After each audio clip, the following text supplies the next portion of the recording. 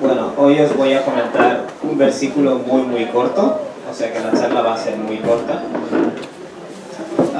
Lo primero de lo que quiero hablar es del prejuicio. Las personas en la vida nos enfrentamos a muchas situaciones en las cuales se nos prejuzga o nosotros prejuzgamos. El prejuicio es juzgar algo antes de conocerlo, ¿no? O al menos sin conocerlo con la suficiente profundidad. Y lo cierto es que el prejuicio, igual que el miedo, igual que el enfado, igual que todas estas características humanas, realmente es una respuesta natural con la que hemos nacido equipados. Quiero decir, no es de entrada algo malo, ¿vale? Un ejemplo muy primitivo. Si yo salgo a la calle y un perro me muerde, y luego salgo a la calle el día siguiente y otro perro me muerde, el tercer día cuando yo salga a la calle diré, cuidado, porque los perros muerden, ¿vale? Es decir, la próxima vez que yo vea a un perro, le voy a prejuzgar. Y ese prejuicio en el fondo es una herramienta de supervivencia que tiene nuestra especie y muchas otras especies, por supuesto. Es decir, el prejuicio o la idea de que tú vas a juzgar algo antes de conocerlo a causa de tus experiencias anteriores no es de entrada tan negativo, ¿vale? El problema está cuando tú te cierras y no quieres rectificar el prejuicio que tenías. O, por ejemplo, te formas un prejuicio sin evidencia suficiente, ¿vale? Es decir, yo conozco a una mujer que me ha hecho daño, conozco dos que me han hecho daño y por tanto yo ya sé que todas las mujeres me van a hacer daño, ¿no? O viceversa, quiero decir. Eso es prejuzgar, ¿vale? Y en ese caso no es muy racional porque realmente no tienes evidencia suficiente para llegar a esta conclusión. Lo que sí puedes decir es, vale, cuando conozca a una persona voy a tener cuidado. Pero eso no significa que debas crear una imagen general de que todos los de ese otro lado son malos, ¿vale? Y el principal problema del prejuicio es cuando tú te niegas a rectificarlo, es decir, cuando te llega pruebas suficientes de que realmente no todos los perros muerden, tú insistes en que todos los perros muerden, ¿vale? Entonces se convierte en una conducta irracional. Ese es el problema del prejuicio, ¿vale? Habiendo dicho esto lo voy a vincular al final a la conclusión de lo que voy a tratar hoy. En un versículo muy corto, en el Sura 30, Dios está hablando de algunos de los signos. El Corán usa mucho la expresión aya. Aya, que lo utilizamos para referirnos al versículo del Corán, significa signo, ¿vale? Y cuando Dios habla de los fenómenos en la naturaleza, los llama ayat, igualmente, signos, ¿no? Entonces, Dios, por ejemplo, dirá cosas como que los animales o el mundo natural o los cielos y la tierra, tal y cual, son ayat, son signos de Dios, ¿vale? En este versículo específicamente Dios dice وَمِنْ آيَاتِهِ خَلْقُ السَّمَاوَاتِ وَالْأَرْضِ. Parte de los signos de Dios, es decir, entre los signos de Dios está la creación de los cielos y la tierra, ¿vale? Un aya es algo que indica hacia otra cosa, ¿vale? Me explico. Tú vas por la carretera y te encuentras un signo o una señal, eso es un aya, básicamente. La señal te está diciendo, si giras para aquí, llegarás a Valencia o llegarás a Barcelona, ¿vale? Dios está diciendo que en la forma en la que este universo está hecho, hay signos que señalan a Dios, ¿vale? Básicamente. Esa es una idea muy repetida en el Corán. Dios dice, entre sus signos está Khalqus Samawat. Khalq significa, lo traducimos como creación, ¿no? La creación de los cielos y la tierra. Pero realmente lo que significa es la forma en la que algo ha sido creado, o la forma en la que algo ha sido hecho. Es decir, la forma en la que este universo está hecho contiene señales que apuntan hacia Dios, ¿vale? Si sabes leerlas correctamente, esa es la idea. La expresión as-samawati wal-ard, los cielos y la tierra, hoy en día suena un poco extraña, porque hoy en día utilizamos otras palabras, ¿no?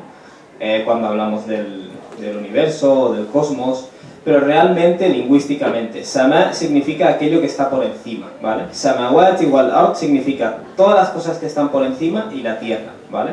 Es decir, la forma de categorizar la realidad varía según la sociedad o el contexto o el nivel científico, pero cielos y la tierra quiere decir realmente todas las cosas que hay por encima y la tierra, ¿vale? Es decir, tanto las capas del planeta como los sistemas solares que haya, es decir, todo lo que hay y la tierra, que es donde estáis vosotros, en ello está repleto de señales, de cosas que señalan hacia Dios, ¿vale? Y si os fijáis, el Corán trata mucho el tema como que este es un mundo de variaciones, ¿no? Es decir, el día y la noche, la luz y las tinieblas, la vida y la muerte, Y de algún modo te está diciendo, de igual modo esta vida en este mundo tiene una pareja también, ¿no? Digamos, o una... sí, exacto, su contrario, que sería la última vida, ¿no? Básicamente. Y todo esto contrasta con la unicidad de Dios. El Tawhid significa que Dios es único, ¿no? Dios es único y su creación es...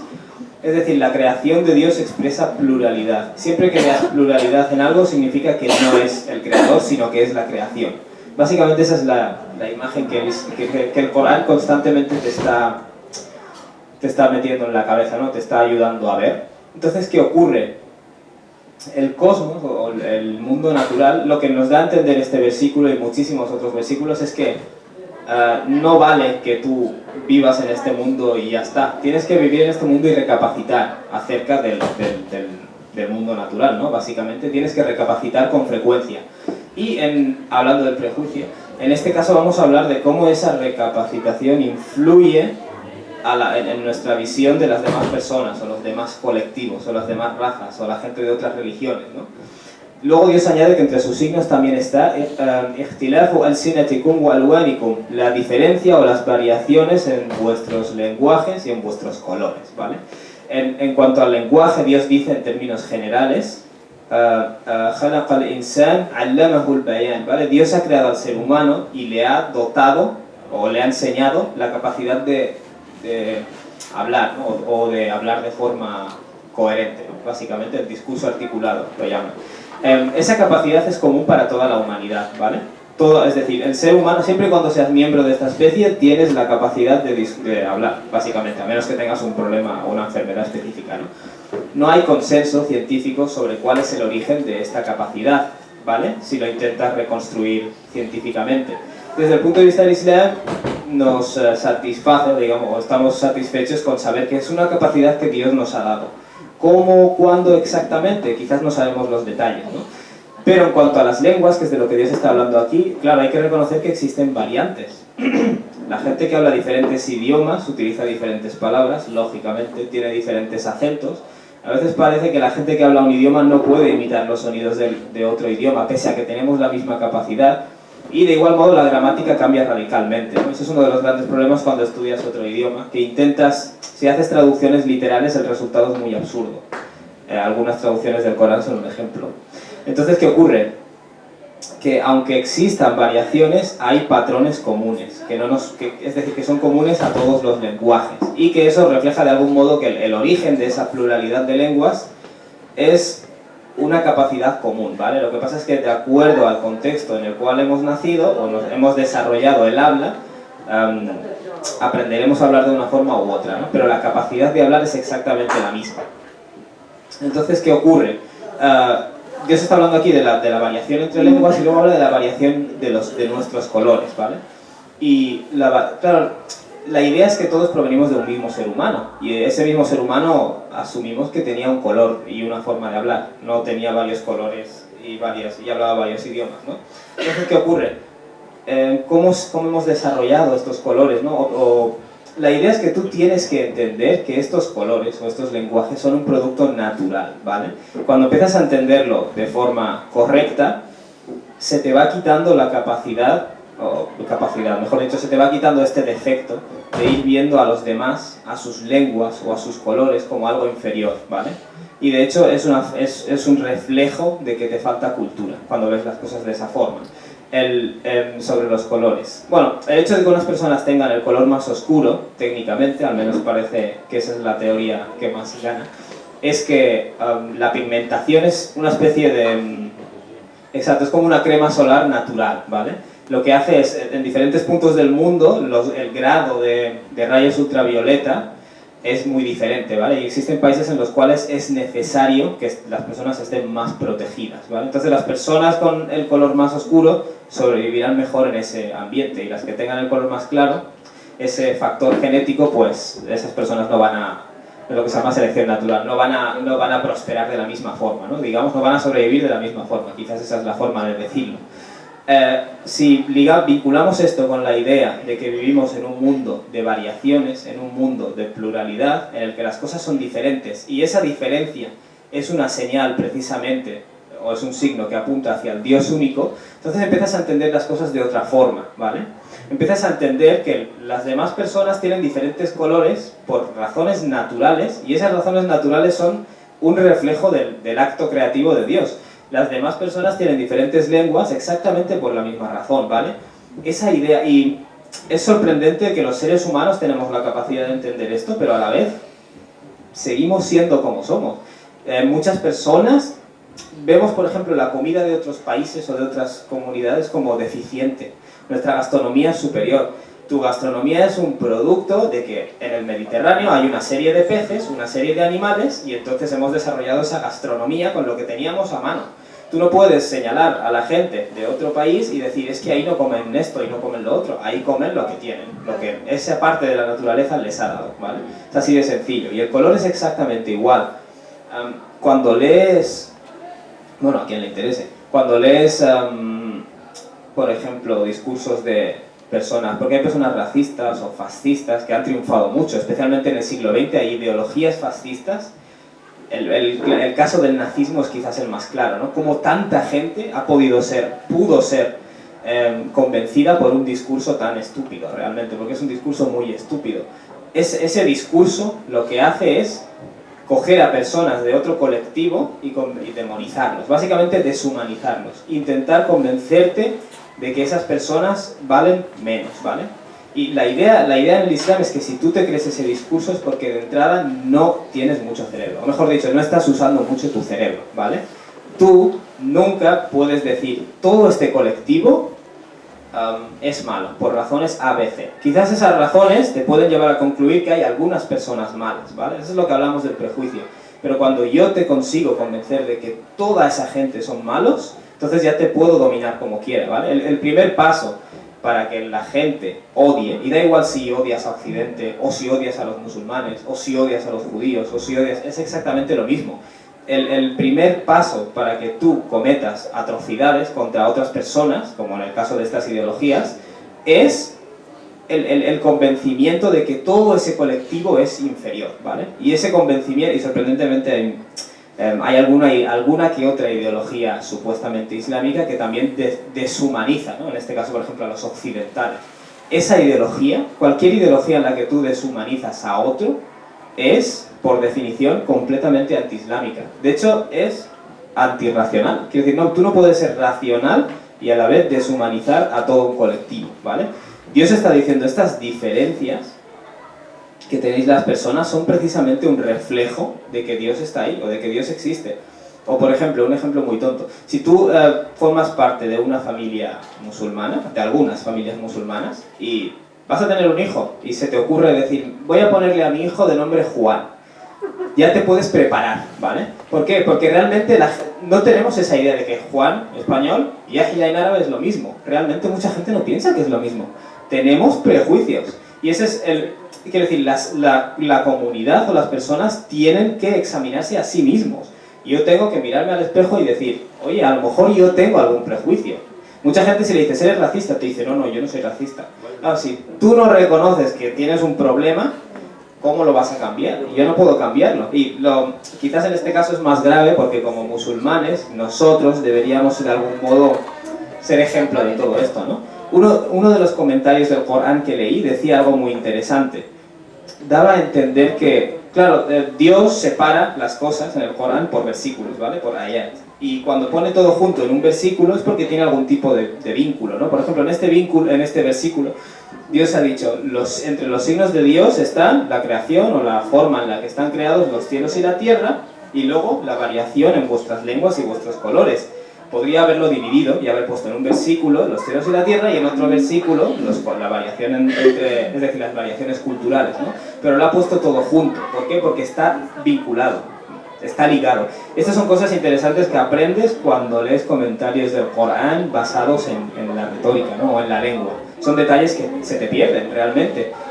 ¿Hay algún vínculo necesario entre la forma en la que está hecho este universo y este planeta y nuestra variación entre los colores? Es decir, la variación entre nuestros colores y nuestros lenguajes, ¿vale? Como por ejemplo, el clima afecta directamente a nuestros colores, ¿no? Y la gente de algún modo cree que no, que si raza superior, que si raza inferior. Eso es una tontería. Es una simple cuestión de adaptación a qué punto del planeta Tierra hemos nacido o han nacido nuestros ancestros y cómo nos hemos adaptado a ese contexto, ¿vale? Por tanto, es muy significativo retóricamente que Dios haya puesto todo esto en un paquete o en un mismo versículo, ¿no? Y luego la conclusión. Dios dice, Inna fi dhalika, no cabe duda de que en esto, en la creación de los cielos y la tierra y en la variación en vuestros lenguajes y colores, no cabe duda de que en esto, la ayatin, hay signos claros, ¿no? Es decir, hay señales, como hemos dicho antes, lil alimin, para las personas que tienen conocimiento, ¿vale? Esto lo que implica es que las personas que no tienen conocimiento no consideran que estas variaciones sean algo positivo o sean una señal de que Dios está ahí, sino al contrario, lo consideran algo negativo. Cuando tú ves el triunfo de estas ideologías que he dicho, no se debe a que es una ideología muy culta y muy científica, se debe sencillamente a que la persona, de nuevo el nazismo es el caso más claro, a que la persona que expone estas ideas es más listo que el hambre. Esa persona sabe hablar muy bien y sabe utilizar los sentimientos de la gente a la que está hablando, ¿vale? Si yo tengo un montón de gente, por ejemplo, la crisis económica es un ejemplo claro. Si yo tengo un montón de gente que está cabreada por la situación y consigo coger a un colectivo, echarle la culpa de todo con éxito, conseguiré coger el cabreo de esta gente o la frustración que tiene esta gente y explotarlo de modo que yo pueda convertirlo en un odio que les hará actuar contra esta gente, ¿vale? Y desgraciadamente, como he dicho, en alguna ideología islámica esto ocurre, que es que cuando veis a musulmanes cometiendo locuras y diciendo Occidente esto, Occidente lo otro, Occidente ha bombardeado aquí, ha bombardeado ahí, realmente lo que una ideología está haciendo es coger esa frustración y ese odio que a lo mejor tenía una razón de ser y demonizar a todo un colectivo para poderlo atacar. Perdona, yo acabo de decir a un grupo musulmán que comete locura. Desde mi opinión, yo considero musulmán al que cumple el Corán. En el momento que tú dejas de cumplir reiteradamente el Corán, tú ya no puedes llamarte musulmán. Ya, no sé. Yo, claro, realmente, yo personalmente al menos no me atrevo a coger a musulmanes que cometan locuras y decir que no son musulmanes. Quizás en muchos casos no lo son. No lo sé, ahí no voy a entrar. Es que te lo pone claramente el Corán. El Corán te dice que tú podrás defenderte, pero no puedes matar. Sí, tienes toda la razón. Sí. No puedes mentir, no puedes obligar a una persona a que se haga musulmana. Entonces, Dios te va a perdonar, pero no te puede perdonar cada día sobre pecados grandes. Entonces tú te estás separando. Esto es como los cristianos. Cuando iban a matar moros, el primer mandamiento de la Biblia te dice, no matarás. En el momento que tú no matas, tú ya no puedes ser cristiano. Bueno, lo que opino yo, ¿no? Porque claro, decirme, yo soy musulmán porque he nacido en un país árabe, o porque he hecho la shahada y soy musulmán. Y entonces me dedico a matar, a robar, a vender droga, y después, me perdono, y estoy representando a los musulmanes. Ya. Sí. Lo que dices tiene lógica. Yo diré que muchas personas que hacen estas cosas definitivamente no son musulmanes, pero en términos generales yo no quiero decir que todos dejan de ser musulmanes porque no lo sé, ¿no? Eso sería un poco... No, yo solo me refiero a ese grupito, grupito que está particularmente haciendo cosas dando el nombre de musulmán y no está cumpliendo, porque todo eso cuando llegue el día, cuando te mueras, se lo van a contar, le van a decir, tú no podías haberme representado a mí porque ni siquiera has cumplido nada de lo que yo te he encomendado. Entonces yo considero de que ese grupo que está cometiendo, lógicamente habrá en algunos que sí que cumplen, esos serán musulmanes, pero el otro no puede arrogarse la potestad de ser yo musulmán, como el jefe de ISIS, que él dice que es el jefe de todos los musulmanes. El jefe de todos los musulmanes es Alá, él no es ningún jefe. ¿Sabes qué pasa? Yo suspendo mucho mi juicio sobre estos temas porque a veces estos personajes ni siquiera son reales, en parte pueden ser creados por otro... Sí, por Occidente o por... Sí, claro, yo no lo sé, por eso no me meto mucho en estos temas. Lo que sí voy a decir es que yo parto de la base, así en términos generales, de que desde el momento que la persona reconoce a Dios, reconoce a sus profetas, reconoce que Muhammad es el profeta y cumple con las 5 oraciones, yo asumiré que es musulmán. Luego, si Dios le juzga como alguien que había dejado el Islam a través de sus acciones, ya yo ahí no entro, ¿sabes? Pero bueno, lo que quiero decir en términos generales es que igual que otras personas nos prejuzgan como musulmanes, nosotros también prejuzgamos a veces a otras personas. Y esta ideología, por ejemplo, su fundamento... Sí, quizás no somos... Vamos a... Pero esto es lo mismo que has explicado antes. ¿Hitler qué hizo? Es decir, blancos altos y ojos azules. Aquí están encasillando a todos los 1.500 millones de musulmanes, criminales, obligatorios, si no rezas el Corán, yo te conozco. Entonces, claro, los musulmanes deberían rebelarse contra eso desde realmente, porque me estás dando decir que todos somos iguales y es un minúsculo grupo que yo no entiendo por qué pueden llamarse musulmanes cuando no cumplen con nada de... Bueno, pues vamos a llamarlos falsos musulmanes y así estamos satisfechos. Estos falsos musulmanes, porque claro, ellos dirán que son musulmanes y esa es la cosa, ¿no? Estos falsos musulmanes lo que hacen es quizás a través de una serie de eventos políticos que son reales, invasiones, asesinatos, que los países árabes han sufrido por parte de unas potencias exteriores, ellos crean el estereotipo de Occidente. ¿Y qué es lo que hacen? Demonizan a toda una comunidad y a través de esa demonización, ya está, ya tengo carta blanca para poder atacar a toda esa gente, ¿no?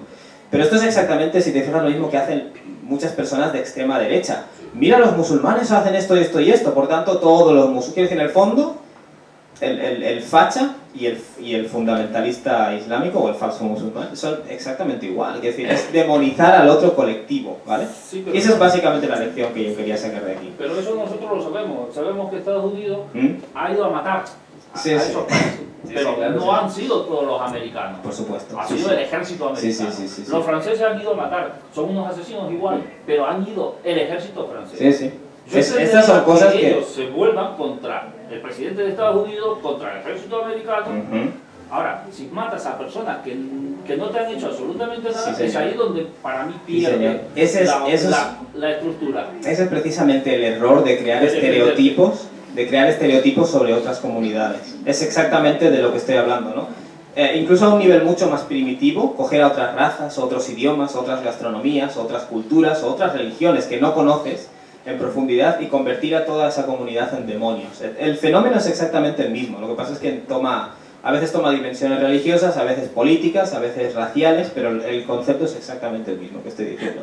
Entonces, claro, lo que Dios está diciendo es que estas variaciones, o sea que tienes razón, que son falsos musulmanes y ya está, estas variaciones representan señales o signos lira al-imil para las personas que tienen conocimiento. Y claro, lo que yo estaba diciendo es que las personas que no tienen conocimiento son las que tienden a tener prejuicios, son las que tienden a creerse superiores. Cuando tú escuchas a alguien diciendo estos negros, estos moros nos están robando, no sé qué, o estos occidentales, da igual, porque es exactamente lo mismo, esa persona no es muy inteligente, o simplemente no está utilizando su inteligencia, que puede ser ese el caso realmente. Si tú eres una persona de conocimiento, sabes que parte de nuestra naturaleza como seres humanos inevitablemente es que adoptaremos diferentes lenguas, evolucionaremos diferentes formas de hablar, diferentes lenguajes, diferentes colores, incluso diferentes creencias. Por ejemplo, los musulmanes, ya no digo creencias, pero tenemos algunas cosillas diferentes dependiendo del lugar donde venimos. Y hay gente que no sabe entender eso. Hay gente que dice, no, el Islam puro, no sé qué. Ese Islam puro, en muchos casos es falso realmente. Es inevitable, es completamente inevitable que los musulmanes adoptemos posturas diferentes en algunas cuestiones, porque es que venimos de mundos muy diferentes. El verdadero problema, en mi opinión, no es que tengamos algunas diferencias. El verdadero problema es que no sepamos entender que las diferencias son inevitables. Las diferencias son inevitables. En nuestro color, en nuestra forma de pensar, en las pequeñas variaciones en nuestra forma de rezar, es que no lo puedes evitar. Especialmente cuando tienes hadices o textos que se pueden interpretar de diferentes formas, o que puedes aceptar uno y el otro no, hay diferentes... Es que vamos a tener diferentes formas de ser y diferentes puntos de vista. Pues esto es exactamente lo mismo, los colores, nuestro grado de inteligencia, nuestra cultura, nuestra comida. Solo la persona inculta puede enseñar a demonizar a otros colectivos, así de forma entera, ¿vale? Eso es antiislámico y es que hay que... Digo esto políticamente incorrecto, es que hay que ser tonto, realmente. Para que yo te quiera enseñar que todos los negros y todos los moros, o todos los no sé qué, o todos los musulmanes, o todos los cristianos, da igual. Realmente es de gente poco inteligente. Y la gente que cae en este discurso es gente que está rabiosa, que está cabreada, pero que no utiliza mucho el coco. hay muchas citas del profeta Muhammad, muchos hadices que se dirigen a este tema, ¿no? Dando a entender que todos provenís de un mismo ser humano, y ese ser humano proviene de la tierra, ¿no? Esa es la idea. Entonces, vuestros componentes básicos son exactamente los mismos, y las variaciones que vienen luego son dependiendo del lugar, dependiendo de la circunstancia, pero todos venís de Adán, y Adán fue creado de la tierra, ¿no? Básicamente ese es el principio general. O por ejemplo el hadith que mencionamos una vez, en que el profeta compara a la gente que se cree mejor por sus antepasados con un escarabajo, básicamente. Entonces, la idea de estos hadiths no es ser guay, ser progre, porque mola un montón, ser multicultural. No, la idea de estos hadiths es que, de verdad, la gente que piensa así no es muy inteligente. Es una falta de cultura y es una falta de inteligencia. El enfoque correcto, como mencionamos la otra vez, cuando Dios habla de las diferentes personas, Dios dice Ya ayuhan nas, inna khalaqnakum min dhakarin wa untha, todos os hemos creado a toda la humanidad a partir de un varón y una hembra, wa ja'alnakum shu'uban wa qaba'il, y hemos hecho de vosotros diferentes naciones y tribus, tribu en el sentido de familias extendidas, ¿no? Familia.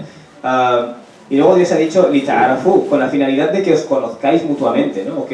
Es decir, cuando tú tienes la mente, cuando tú entiendes que las variaciones en el universo y las variaciones en el planeta forman parte de los signos que apuntan a Dios, entonces empiezas a entender que el hecho de que este señor sea blanco y este negro y este sea árabe y el otro habla un idioma y el otro habla otro idioma, empiezas a entender que eso forma parte del Islam, forma parte de la vida y forma parte precisamente de los signos de Dios. Ya no es algo negativo, sino que es algo muy positivo, ¿no? Y cuando entiendes eso, que te nace una necesidad de conocer a los demás. Dios os ha hecho diferentes explícitamente, según el Corán, en el caso de la humanidad, con la finalidad de que os vayáis conociendo. Es decir, tienes que tener la mente abierta y querer conocer a los demás, no cerrarte. ¿Por qué? Porque hemos hablado del prejuicio al empezar. Cuando tú juzgas a los demás, es precisamente porque no los conoces, no quieres conocer. Como hace poco, cuando pasó esto de que salió en las noticias, claro, los fachas suelen poner tonterías muy grandes. Y una de ellas puso, a ver si los musulmanes ahora dicen que esto está mal.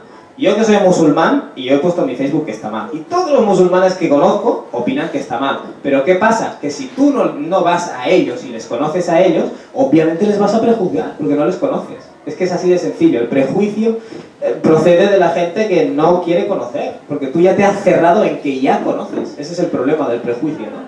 Así que pido a Dios que nos haga gente de mente abierta y gente a la que nos gusta la diversidad de razas y incluso de religiones. Quiere decir, ¿qué problema tienes con la gente de otras religiones? Respeta, no digas ellos son así, si no lo conoces. Siéntate y habla con la gente, no juzgues a la gente antes de conocerla. Wassalamu alaikum.